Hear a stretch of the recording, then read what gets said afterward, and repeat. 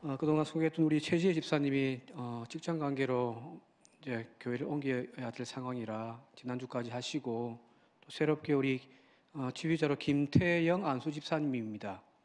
목포에서 소년 합창단도 지휘하시고 경력도 많으신데 참 하나님이 산정교회를 사랑하셔서 좋은 분 딱 맞춰서 또 보내주셔가지고 너무너무 감사합니다. 원래 지휘자가 가운을 입어야 되는데 가운이 맞는 게 없어가지고 오늘은 그냥 양복을 입고 한 부분 양해해 주시고 조속히 빨리 맞추어서 다음 주에 입도록 그렇게 하도록 하겠습니다. 우리 환영의 박수 한번 부탁드리겠습니다.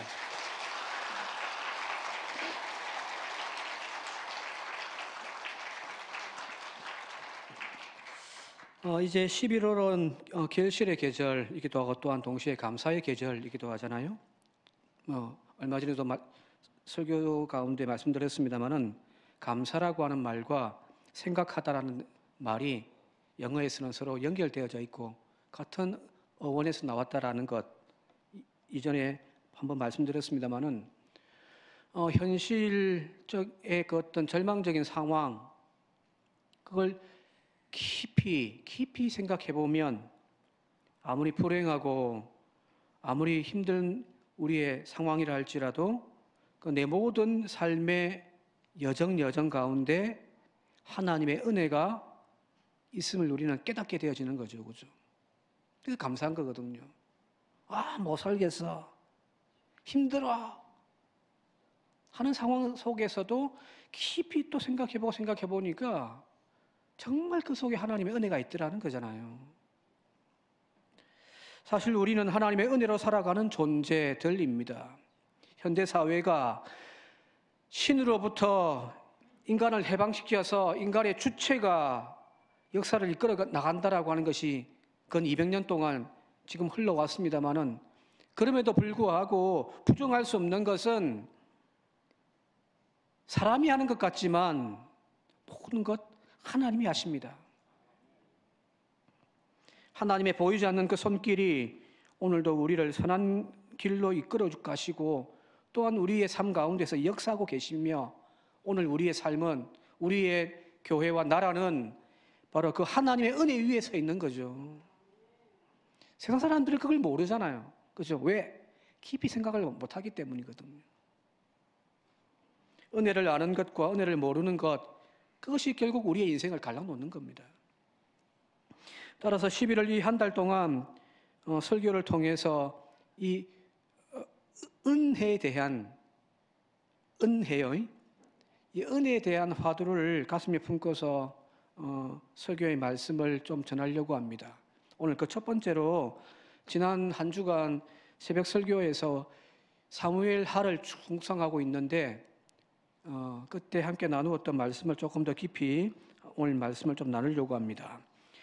오늘 우리가 읽었던 사무엘하 9장은 다윗이 유다 왕으로 7년 동안 있고 난 이후에 이스라엘 전체 지파가 뜻을 모아가지고 마음을 모아서 당신이 우리의 왕이 되어 주시오 라고 해서 사울의 뒤를 이어서 이스라엘의 왕이 되어지는 그 이야기, 그리고 그 이야기에서 거의 한 20년 정도가 지난 시점입니다.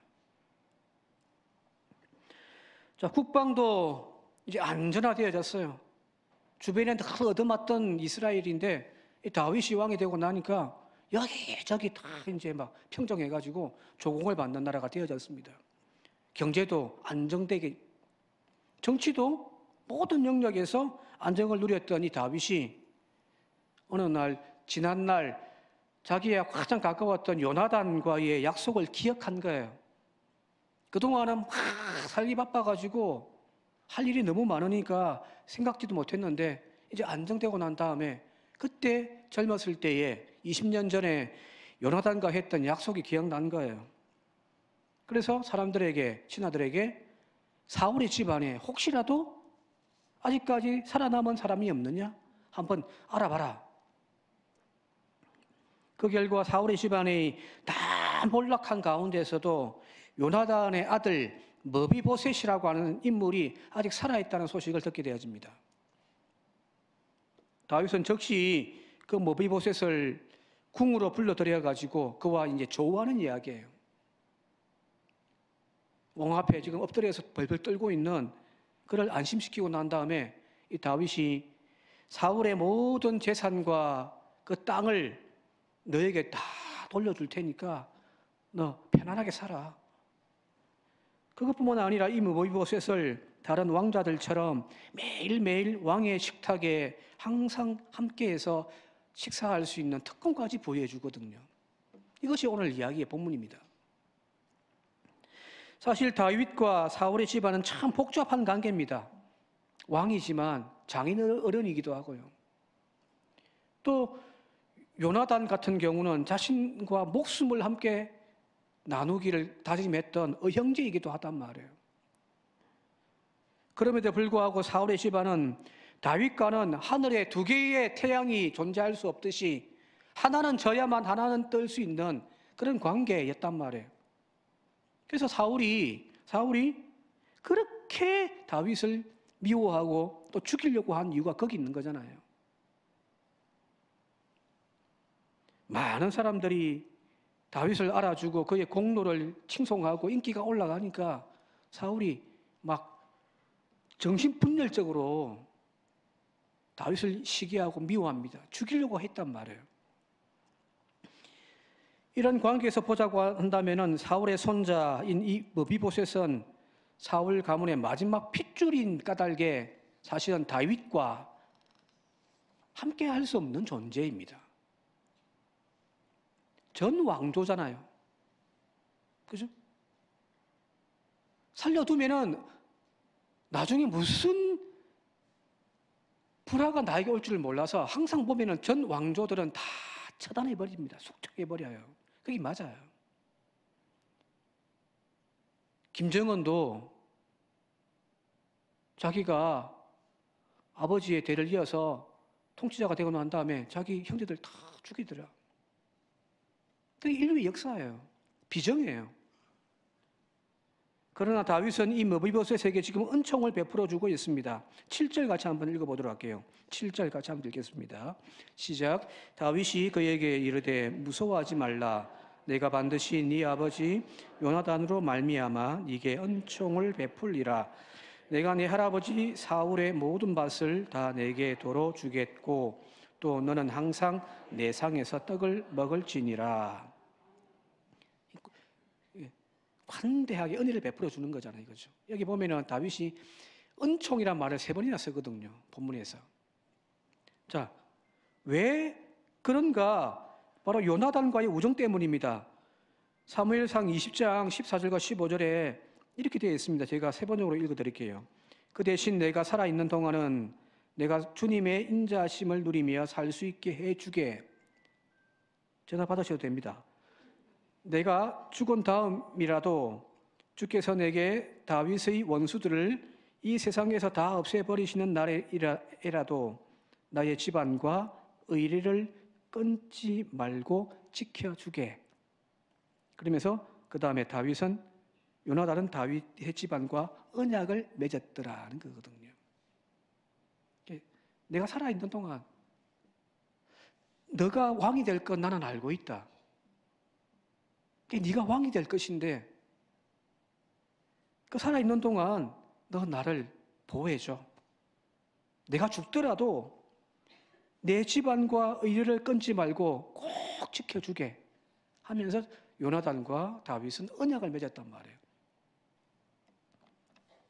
이 언약이 지금 다윗이 요나단의 아들 머비보셋에게 은혜를 베풀어주는 근거가 되어진 거죠. 그죠? 앞서 이야기했듯이 이 은총이란 말, 은혜란 말, 히브리 말로 3가지가 있거든요. 하나는 헨이라는 단어가 있고요. 라촌이라는 단어가 있고 헤세드라고 하는 단어들이 있습니다. 그런데 헨이란 것은 아무 자기가 없는 사람에게 그냥 무상으로 사랑을 베풀어 주는 거예요. 자격이 안 되지만 그냥 자의를 베풀어 주는 것. 그게 헨이라는 단어고요. 라촌이라는 단어는 윗사람이 아랫사람에게 베푸는 호의인데 그를 그냥 그가 하는 행동을 다 받아주는 거예요. 여러분들 손주들 보면 다 이쁘죠? 그죠? 저도 빨리 손주 보고 싶은데 딸내미 댁에서 빨리 손주 보고 싶다 하는데 막 사모가 막 야단칩니다. 손주만 보면 진짜 이쁘잖아요. 그죠? 미운 짓 해도 이뻐 보인단 말이에요. 부모는 막 그런 짓 하지 마라고 하지만 할머니, 할아버지들은 그래도 이쁘잖아요. 그죠? 그게 바로 라촌이에요. 그런데 이 헤세드란 단어는 은혜 혹은 은총을 뜻하는 이 히브리 말 헤세드란 단어는 조금 다른 의미를 가지고 있습니다. 그게 뭐냐면은 그냥 일방적으로 주는 관대함, 인자함이 아니라 거기에는 언약적인 사랑을 의미하는 거예요. 계약이 꼭 포함되는 겁니다. 즉 계약에 언약에 기반하기 때문에 하나님의 사랑은 변하지 않는 거예요. 하나님이 내가 여기 도장을 찍었기 때문에 하나님은 당신께서 약속하신 그 약속은 변하지를 않는 거예요. 그게 은혜인 거예요. 그게 헤세드입니다. 이스라엘 백성들이 혹은 저와 여러분들이 변절하고 하나님을 버릴지라도 우리는 하나님과의 언약의 관계에서 그걸 깨트린다 할지라도 하나님은 당신께서 하신 약속을 신실하게 끝까지 포기하지 않고 지키시는 하나님, 그게 바로 헤세드이거든요. 이스라엘 역사를 가만히 보십시오. 사사기를 보다 보면은 이런 도식이 항상 이루어져요. 이스라엘 백성들이 죄를 범해요. 그러면 하나님은 그 죄에 대하여서 심판하시죠. 주변의 세력들을 통하여 이스라엘 치게 만드신단 말이에요. 그러면 이스라엘 백성들은 그 고통 속에서 하나님 앞에서 우리가 범죄하였나이다, 우리를 용서해달라고 회개를 합니다. 그러면 하나님은 또 사사를 세워서 그들을 구원해 주시죠. 이게 계속 반복되는 거예요. 저 같으면 이런 관계 끊어버리겠습니다. 그죠? 그런데 하나님은 당신께서 약속하신 너희는 택하신 백성이요 왕같은 제사장으로서 나의 백성이다, 나의 나라다, 나는 너희 하나님이 되겠다라고 언약을 맺으신 그 하나님은 그 사랑을 변치를 않는 거예요. 지금 다윗이 보여주고 있는 이 은총, 은혜가 바로 그겁니다. 오늘 하나님과 우리의 관계도 이와 같습니다. 우리는 늘 주님 앞에 늘 변절하기 쉽고 하나님의 마음에 상처 주는 나약한 존재들이지만 하나님의 사랑은 변하지가 않거든요. 우리가 부르는 찬양 중에 그 사랑이라는 찬양이 있습니다. 그 찬양의 가사가 이렇습니다. 아버지 사랑 내가 노래해, 아버지 은혜 내가 노래해, 그 사랑 변함없으신, 거짓 없으신, 신실하신 그 사랑. 상한 갈 때 꺾지 않으시는, 꺼져가는 등불 끄지 않는 그 사랑, 변함없으신, 거짓 없으신, 성실하신 그 사랑. 죽음도 생명도 천사도 하늘에 있는 어떤 권세도 끊을 수 없는 영원한 사랑, 예수. 이게 하나님의 사랑이란 거예요. 이게 하나님이 오늘 우리에게 베풀어 주시는 은혜입니다. 지금 다윗이 이 헤세드로 무비보셋에게 호의와 사랑을 베푼 것처럼 오늘 여기 있는 저와 여러분들을 향하여 하나님은 변하지 않고요, 신실하신 그 은혜와 사랑으로 우리를 불러 세워 주신 거죠. 그래서 감사할 따름입니다. 그죠? 오늘 이 은혜를 깨닫고 고백하는 저와 여러분들 되시길 바랍니다. 다윗은 지금 그 은혜를 무비보셋에게 보여주는 거예요.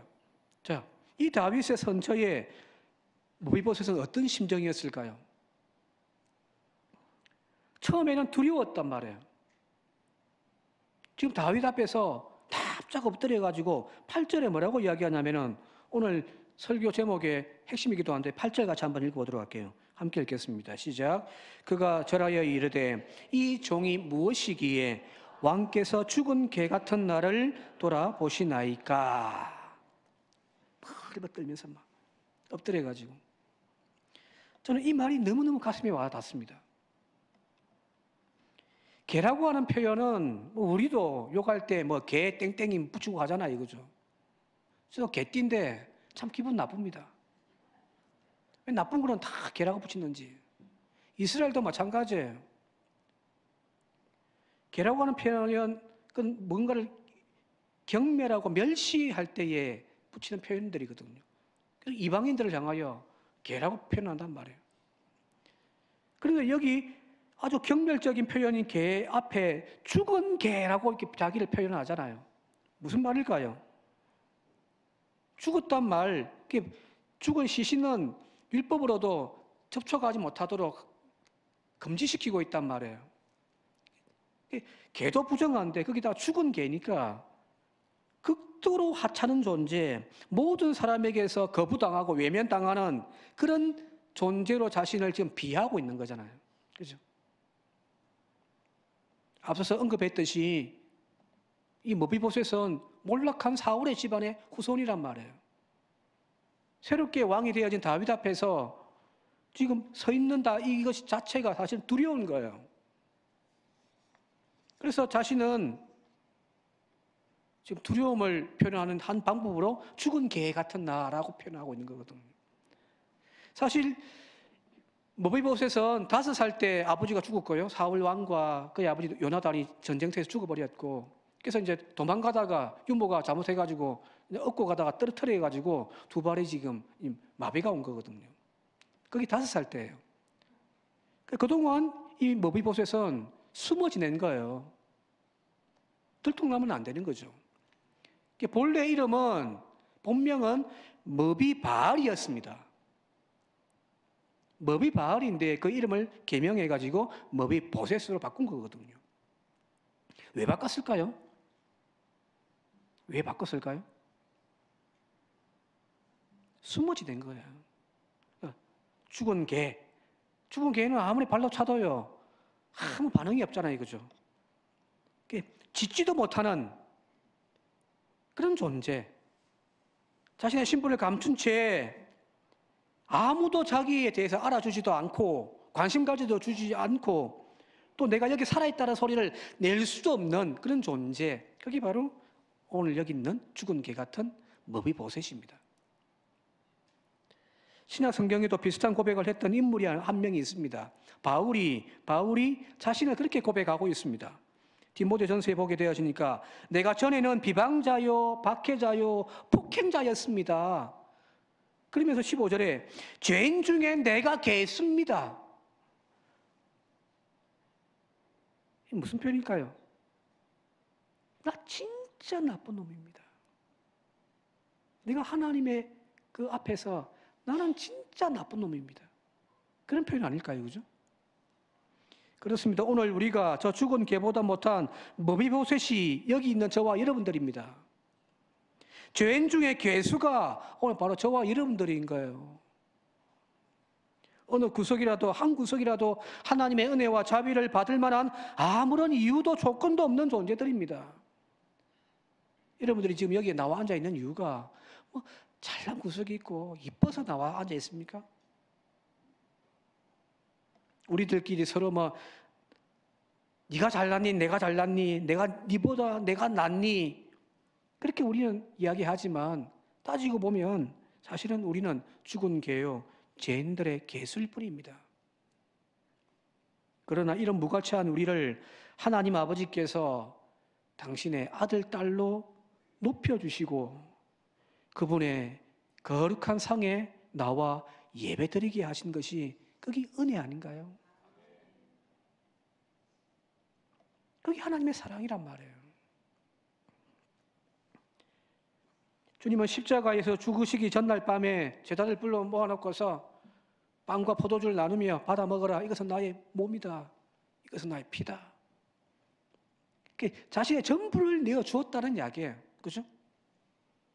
근데 가만히 생각해 보십시오. 그 최후의 만찬의 자리에 앉아있던 주님의 살과 피를 받아 먹었던 그 제자들이 정말 이뻐서 마음이 흡족해서 하나님이 그렇게 하신 건가요?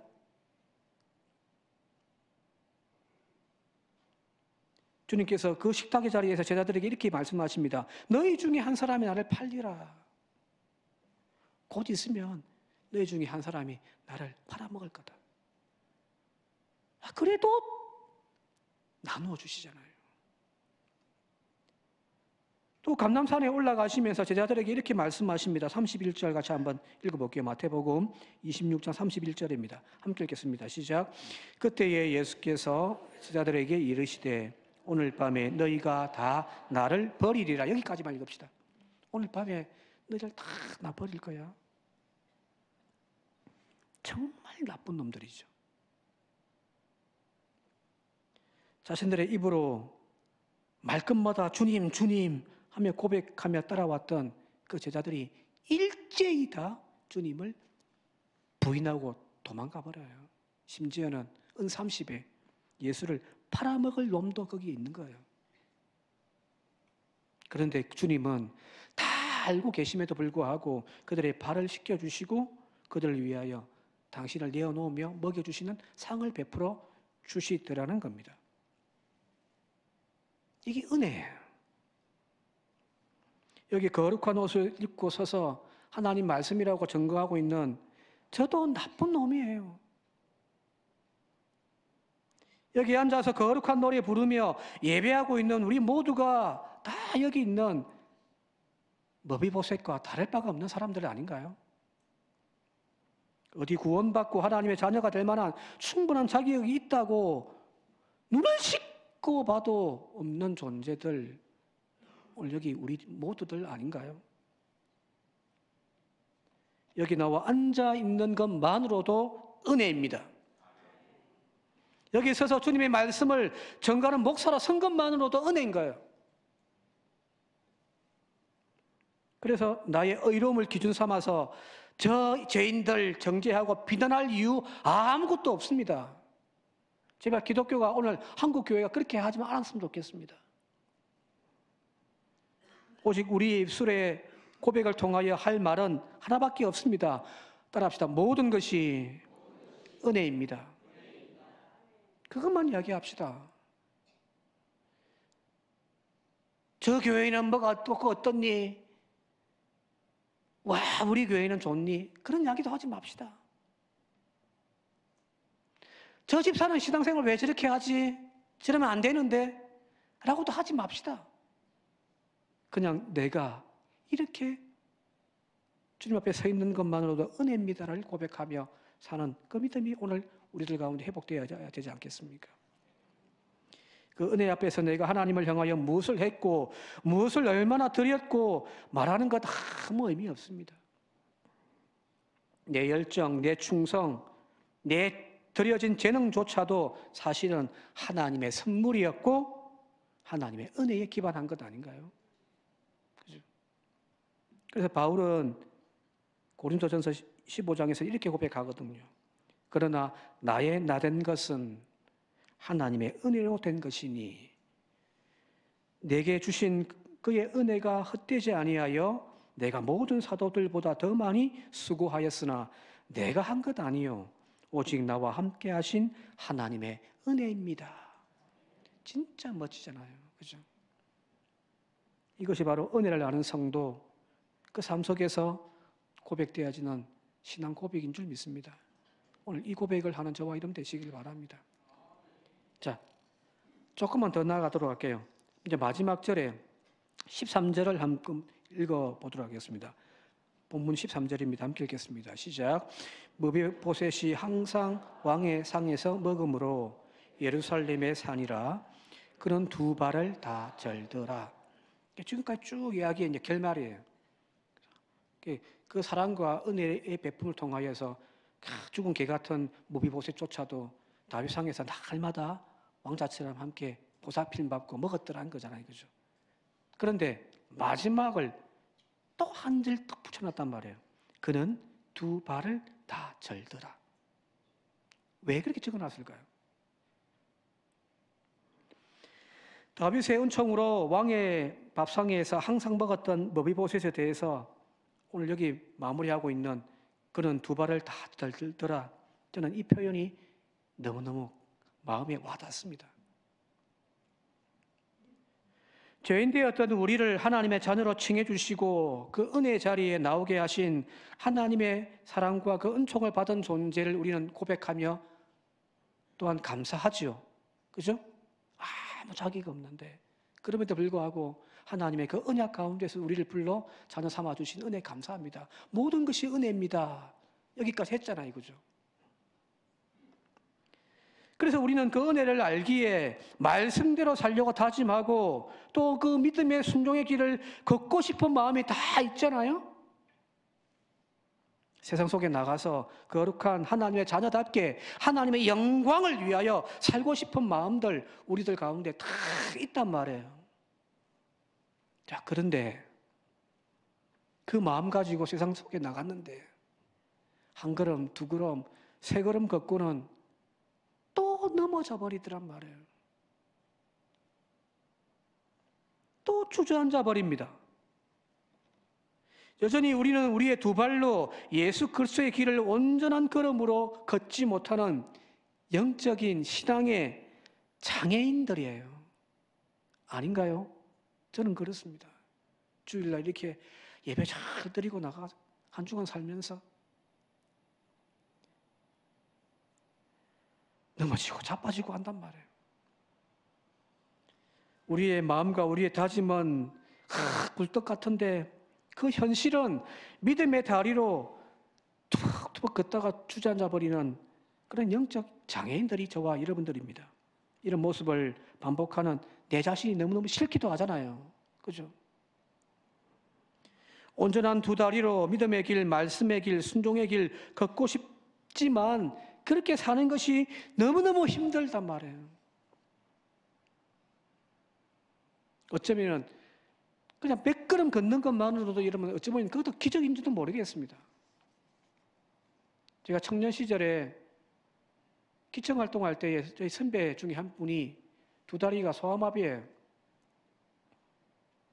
보통 가면 걷지도 못한데 이분은 이렇게도 막 얼마나 막 몸부림치는지 옆에 이제 팔짱 탁 기대가지고 휘청휘청 되는 그 두 다리로 막 걸어요. 몸이 막 흔들리면서. 그 선배의 모습 보면서 정말 존경스러웠거든요. 어쩌면 오늘 그렇게 걷는 우리들의 모습조차도 우리는 지금 포기하고 살고 있지는 않는지. 그런 연약한 우리의 모습을 보시는 하나님의 마음은 어떠할까?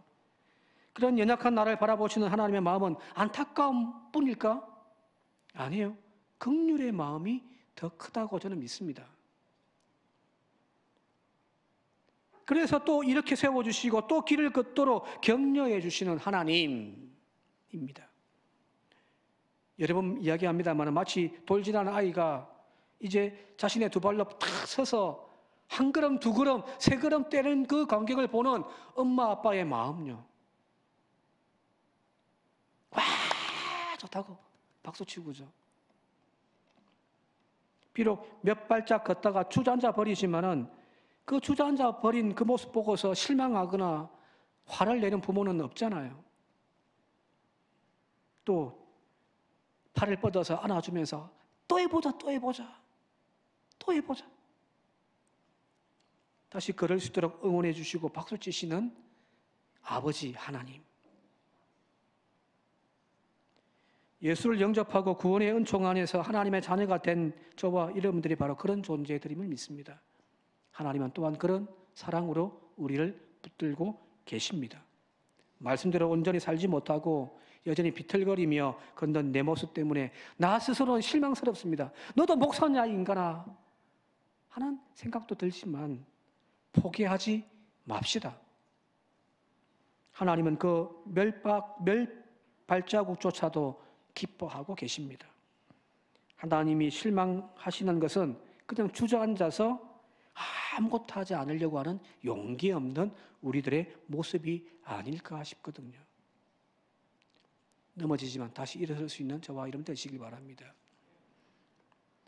오늘도 주님께서는 성령님을 우리 가운데 보내어 주시어서 그런 연약한 우리를 견인하여 믿음의 길 걷도록 함께하고 계십니다. 로마서 8장 26절 이와 같이 성령도 우리의 연약함을 도우시나니 우리는 마땅히 기도할 바를 알지 못하나 오직 성령이 말할 수 없는 탄식으로 우리를 위하여 친히 간구하고 계십니다. 그 간구가 뭘까요? 하늘을 향하여 기도하는 것뿐만 아니라 우리를 향하여 응원해 주시는 것도 아닐까요? 할 수 있다, 할 수 있다. 일어나봐. 한 발짝 더 걸어가 보자. 이사야 40장 같이 한번 읽어보도록 할게요. 함께 읽겠습니다. 시작. 피곤한 자에게는 능력을 주시며 무능한 자에게는 힘을 더하시나니 소년이라도 피곤하며 곤비하며 장정이라도 넘어지며 쓰러지되 오직 여호와를 앙망하는 자는 새 힘을 얻으리니 독수리가 날개치며 올라감 같을 것이요 다른 박질하여도 곤비하지 아니하겠고 걸어가도 피곤하지 아니하리라. 예. 하나님의 은혜가 여전히 유효합니다. 한 주간 사실 때 바로 그 은혜의 손길에 다시금 힘입어 한 걸음 한 걸음 주 예수와 함께 걸어가는 저와 여러분 되시길 바랍니다. 마지막으로 우리가 잘 알고 있는 나의 등 뒤에서 라는 찬양 같이 부르면 좋겠는데 노래 못 부르니까 우리 아두 집사님이 옛날에 제가 목사님들 몇 분에게 사사를 받은 적이 있거든요. 그때 저한테 하신 말씀이 있습니다. 목사님은 어떻게 해야 될지 모르겠다고. 그래서 저는 그 뒤로 노래 안 부르기로 했습니다. 우리 나의 등 뒤에서 잘 아는 찬양이니까 가사를 한번 쭉 읽고 오늘 설교 마치도록 하겠습니다. 나의 등 뒤에서 나를 도우시는 주, 나의 인생길에서 지치고 고나여 매일처럼 주저앉고 싶을 때 나를 밀어주시네. 나의 등 뒤에서 나를 도우시는 주, 평안히 길을 갈 땐 보이지 않아도 지치고 고나여 넘어질 때면 다가와 손 내미시네. 나의 등 뒤에서 나를 도우시는 주, 때때로 뒤돌아보면 여전히 계신 주, 잔잔한 미소로 바라보시며 나를 재촉하시네. 일어나 걸어라, 내가 새 힘을 주리니. 일어나 너 걸어라, 내 너를 도우리. 한 주간 주님과 함께 걷는 우리 모두가 되시기를 주님의 이름으로 축원드립니다. 함께 기도드리겠습니다. 아버지 하나님, 우리는 머비보셋처럼 바울처럼 죽은 개 같은 존재들이고 또한 죄인 중에 개수입니다마는 또 하나님이 사랑하시고 또 하나님 사랑하셔서 우리를 여전히 당신의 자녀의 은총의 자리에 서게 하심을 감사함을 드립니다. 자녀가 되었다 하지만 여전히 비틀거리고 여전히 연약한 우리들의 모습에 날마다 실망스럽지만 또 하나님의 나를 보시며 나의 등 뒤에서 응원하시며 잔잔한 미소로 바라보시는 그 은혜에 힘입어 또 이 믿음의 길 걸어가는 우리 모두가 되게 하옵소서. 예수님 이름으로 기도드리옵나이다. 아멘.